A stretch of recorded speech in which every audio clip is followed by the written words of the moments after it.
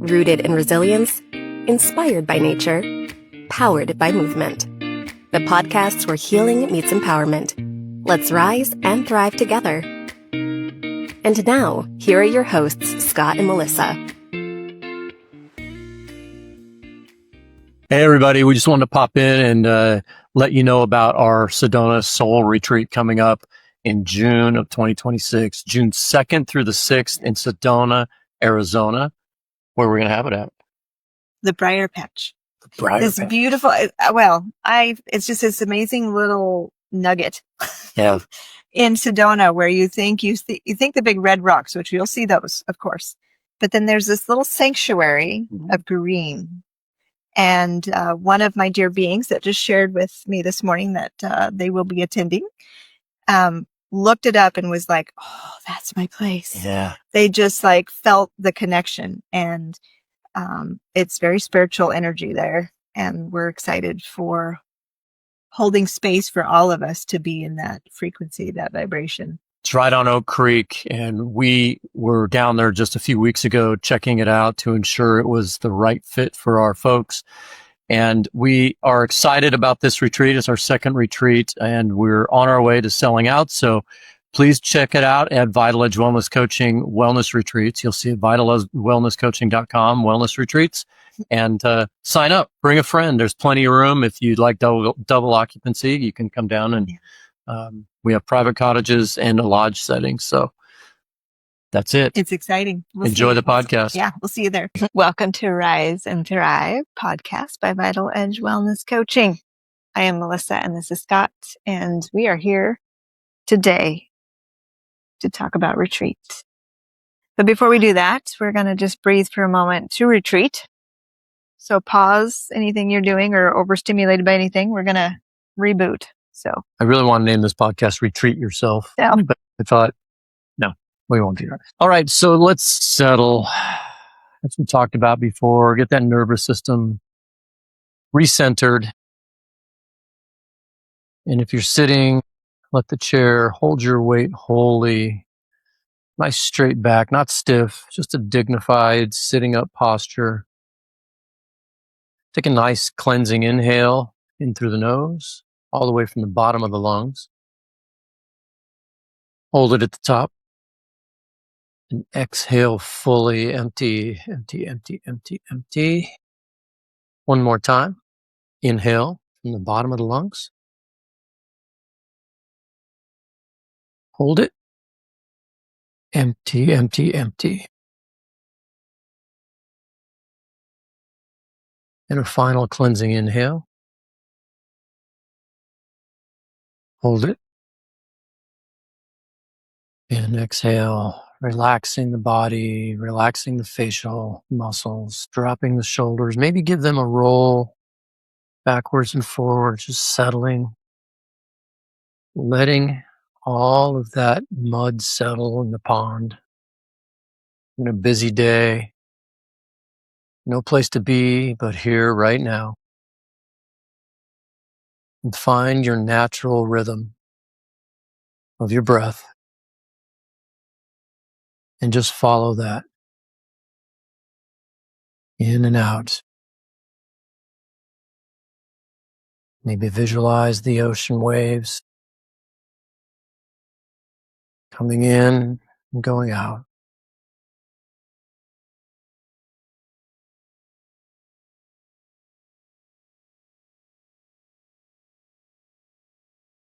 This gentle process always going on in the background.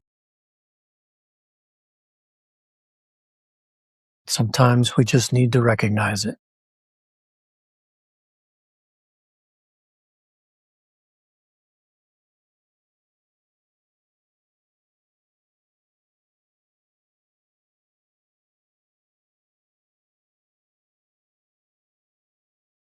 Always keeping us steady.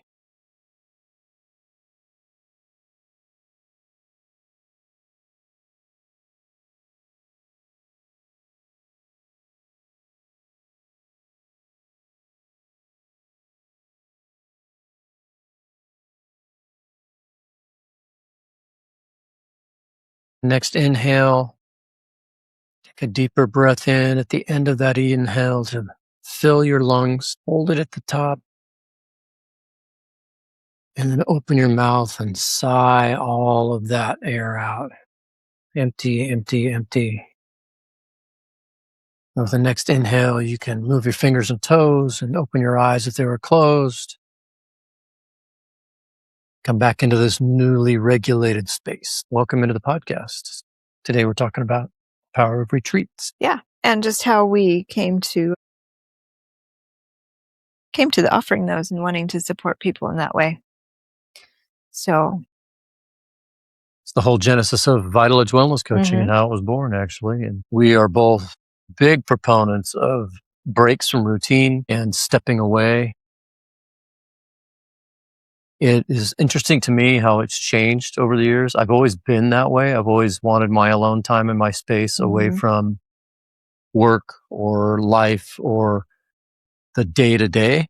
It started with me with fishing and hiking as a young person, 14 years old. It's so funny because my parents or my friends would drop me off at a trailhead at 14.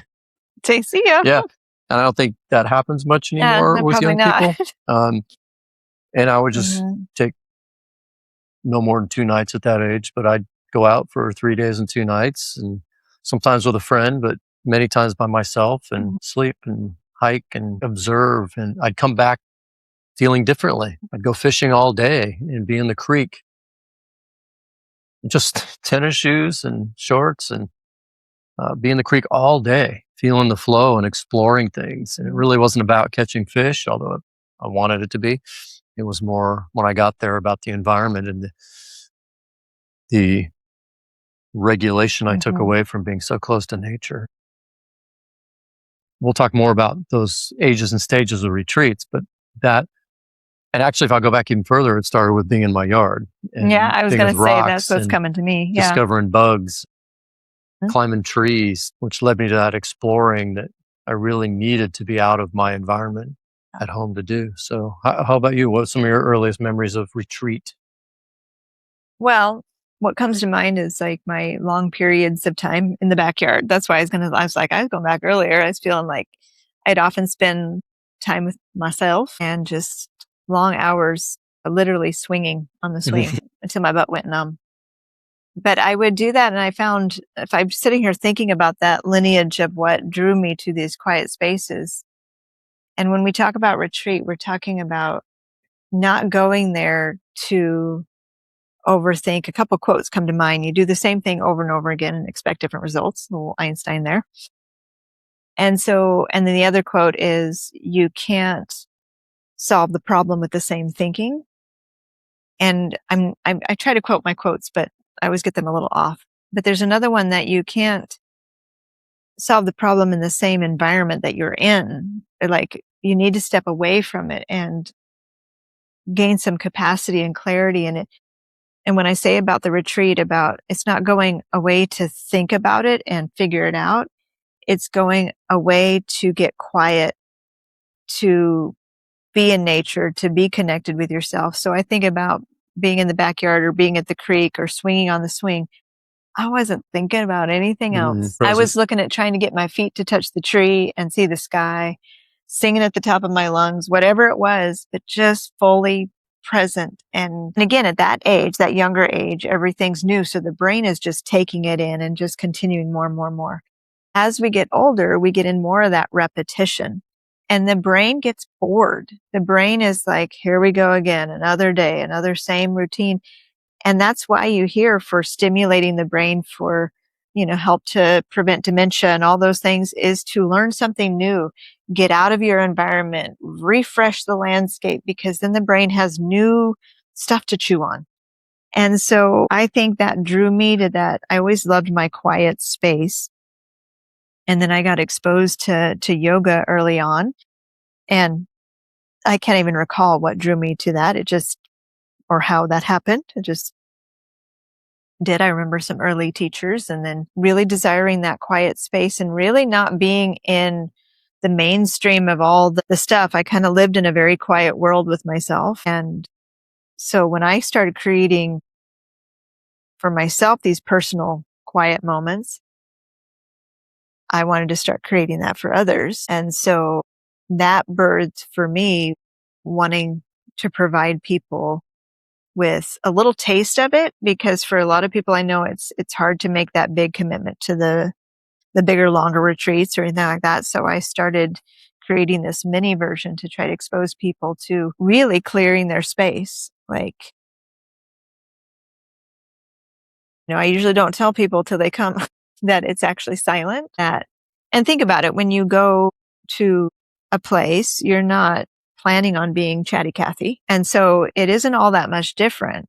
But when you tell people that we're going to be silent, they're like, oh, what do you mean? And I have so many people walk away with like, oh my gosh, thank you. That would because when we're silent, and I'm really trying to come back to like that, like you talked about, that beginning of just being and being able to strip away what piles on as we get older, our labels, our definitions of self, our roles. And so if we come into the retreat saying, well, I'm a this and I'm a that and I do this for a living, and right, we're caught right back into bringing what our world is into our retreat. I wanted to create this space where people put that aside. And literally, I think my visual is like, you bring your body and drop it off and we'll take care of it. And so before COVID, I had a couple big retreats planned and had to cancel them. I had one 3-day retreat that my daughter was my sidekick. And that just really got me focused on continuing that with my practice. And I do these mini 4-hour retreats now at a farm, and Scott joins me for a couple of them. Mm-hmm. And we have one coming up actually. I have 3 this year, and my colleague who is a licensed counselor is going to be part of it as well this time around and supporting people. So in that quiet space, getting out in nature, getting out of their usual patterns. And just like our previous episode, we talked about nervous system becoming aware of when you're stressed, fight or flight. Sometimes until we get you out and get you into a space, did you realize how much you were carrying,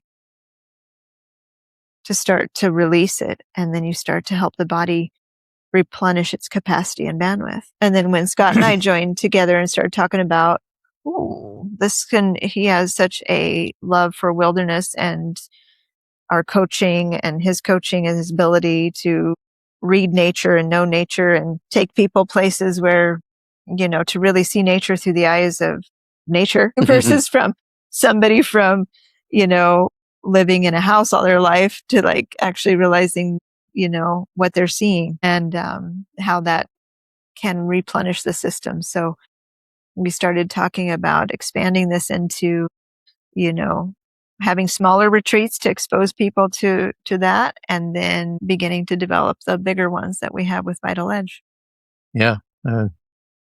That's kind of where we are. I want to go back to how my 14-year-old self kind of leaned into more craving of that, because you talk about getting into your routine and the brain just repeating the patterns. And that's exactly what happened to me as I started working. I started working in the restaurant business and fell into becoming a cook, and really loved the industry, really thought that was going to be my career.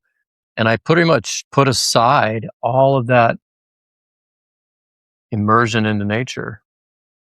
And I'm a very hard worker, and I put in a lot of hours, and there were pockets where my roommate Jim and I would take a 3-day weekend and we'd go, and I still was keeping my one foot in it, but it was more an exercise to kind of desperately keep it as a part of my life. It wasn't really a retreat, but I got the qualities of a retreat occasionally from those 3-day weekends.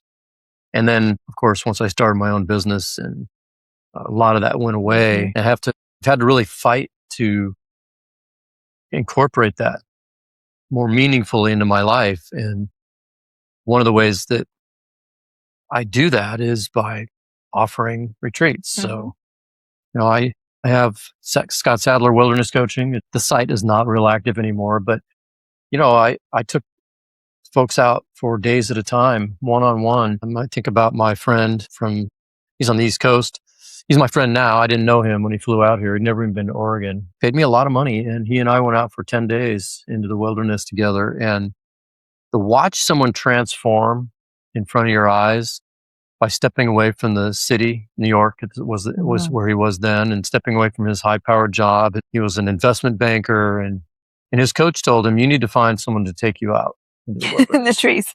And he Googled me and found me. And he and I have been friends ever since. That is what sparked me to go, I need to do more of this. And if I can help others do it, then I get the benefit of going along and getting the benefits of that retreat. I did a retreat at Jawbone Flats up at Opal Creek Wilderness, which is sadly all been burnt and is gone now. Yeah. It's one of the most beautiful places on the planet. And we did, I had a co-host, she's a shaman, and we just had an amazing 4 days of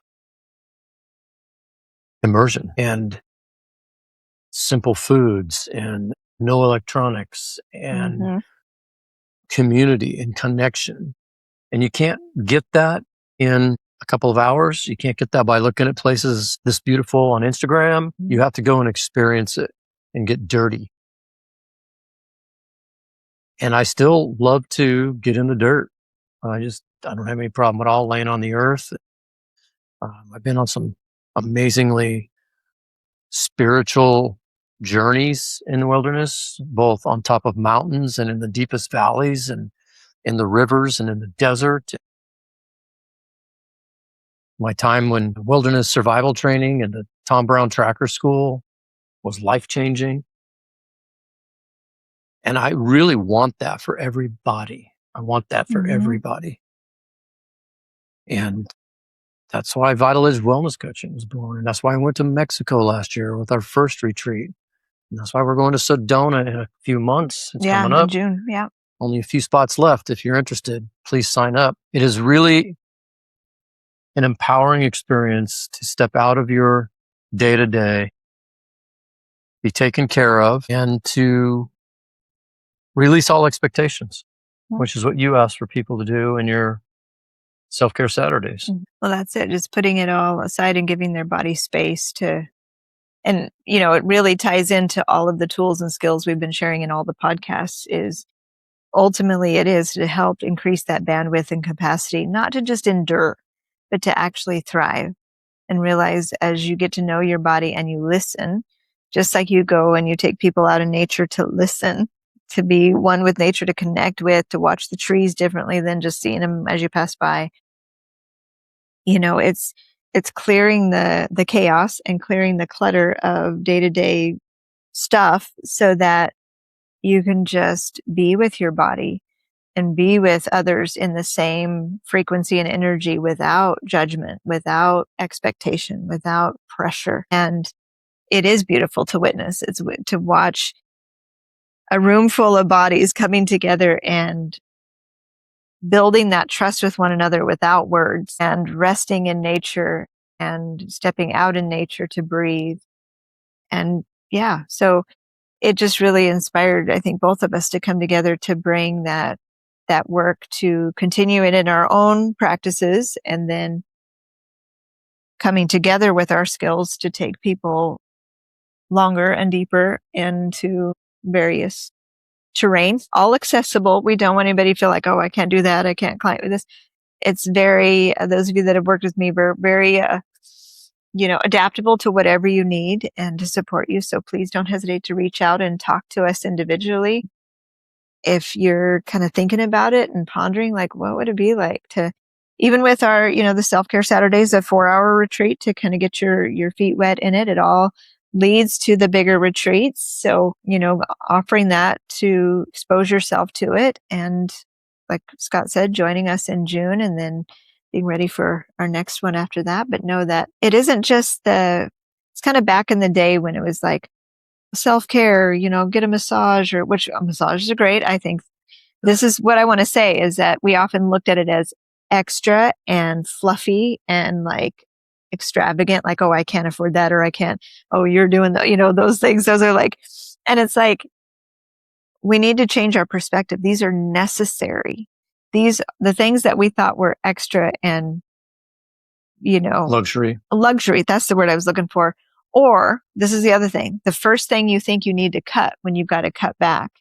And I want to help people realize that your bandwidth, your health, all of that is very much a priority, and learning how to incorporate this as part of your healthcare as we see our healthcare shifting, knowing that you have to take ownership for, and this is health. This is not just to feel good.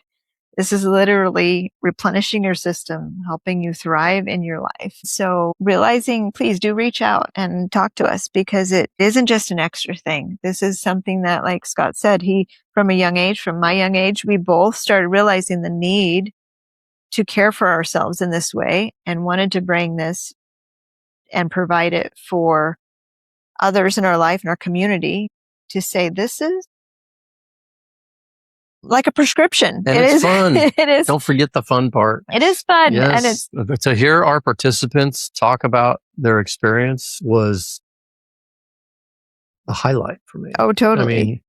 I mean, the magic that happened. We're already getting excited about we've got like 4 or 2 spots left, depending on if they double up for the Sedona. But already the folks that we have on the list, we're like, ooh, what is the universe planning for us? Yeah. Because we're seeing the dynamics and the energy of the people coming together, and it's going to be pretty darn powerful. So, it's so much fun as a facilitator for us. We get our needs met from the nature immersion, the yoga practice, the silence, the sharing of meals, the camaraderie.